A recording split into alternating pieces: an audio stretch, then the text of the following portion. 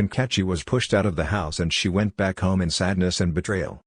As Nkechi got to the house, she was shocked in disbelief. Her bags were outside.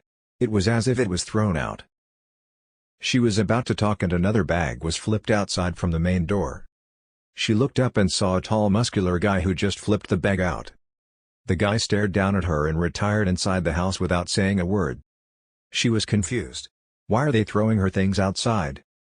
She was about to raise her voice and rush inside and her uncle showed up. "Uncle Okoro, what is happening? What is the meaning of this? Who are these men and why are they throwing my things out of the house?" Nkechi asked, looking at him. He had been abusing her but this unexpected awful scene shocked her. "I don't want to accommodate you anymore.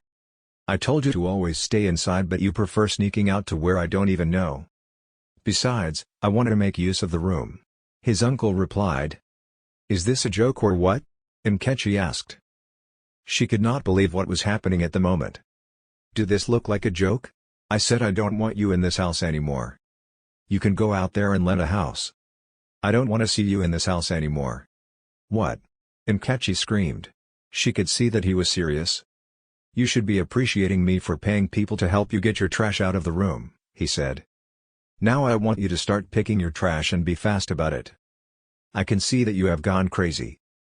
You must be out of your senses this time." "I'm not going anywhere," Nkechi yelled, only to receive a hard slap on her cheek. "Did you just slap me?" Nkechi asked while placing her palm on her cheek. "And I will slap you again and again if you don't carry your things and get out of this house with your miserable life," her uncle shouted at her. "That can never happen. This is my father's house. You can't send me out. You should be the one to leave the house. You cannot take what my father left for me. You claimed his house and money when he died and took his farmland, cows and goats away from me. Now you want to send me away from his house? Is that how evil you have become?" Nkechi asked amidst tears. Her cheek was hurting her so badly. "I would have considered if you were a man, but you are a girl. You can't inherit any of his things. I'm his elder brother. I says what happens and you cannot do anything about it. Don't even bother yourself to report to anyone because both of us knows that nobody is going to help you. Not even a king. Now take your bags and leave or you watch me burn them here and now. I always know that you don't like me. You are wicked but I still believe you have some atoms of conscience," Nkechi blurted out. "Conscience? Did I heard you say conscience? For you? If you don't know, I hate you so much that I want you dead." The huge muscular guy came out with another guy along with her remaining bags and tossed it where other bags were dropped. "Now carry your trash and leave this house immediately," he commanded.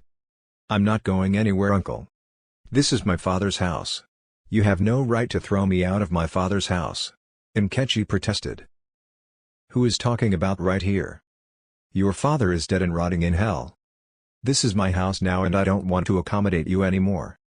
Get out before you will lose everything. I will burn all these garbage if you don't leave now. Dear worst uncle. Yes. Dear worst. This is my father's house. I'm not leaving. I'm not going anywhere. Since you are still feeling stubborn, you give me the choice than to lit all this trash with fire and guess what? You will still leave," he said.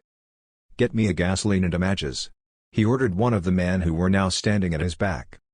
"You still have the chance to leave with your bags if they are still important to you because in less than 5 minutes from now, you will have nothing to leave with," her uncle warned. "I rather die than to leave," Nkechi replied. "If that is a threat, then be ready to die. I'm sure your dad must be missing you in the land of the dead," he said and just then, the muscular guy showed up with a gallon of oil and matches box. Nkechi didn't need any sorcerer to tell her that they are going to burn her things as he had said.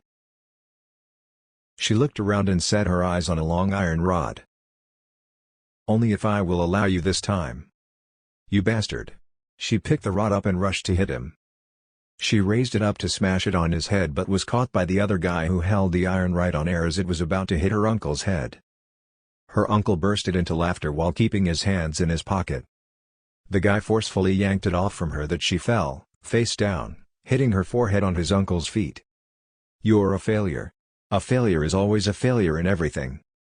You are useless and you will always be. You can never achieve anything. How do you even think you are going to stop me? Is that how senseless and foolish you are? Act be. He turned to the guy with the oil. "Waste it. Burn all of it," he commanded, and Akpi began to spill the liquid over the bags.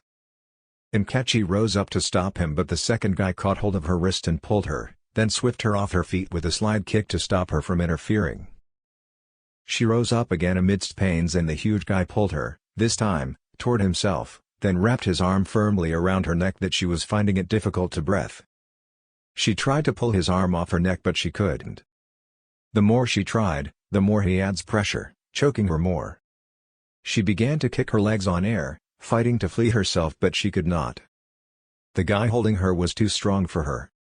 "You better calm down so that you can feed your eyes with a nice view of firework on your belongings, since that is what you want.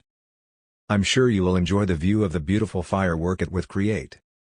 One which you can only see once in a lifetime." He laughed and turned to Akpi, who was still hesitating to lit it on fire. "What are you waiting for? Burn it. All of it. Let me see the person that will save her."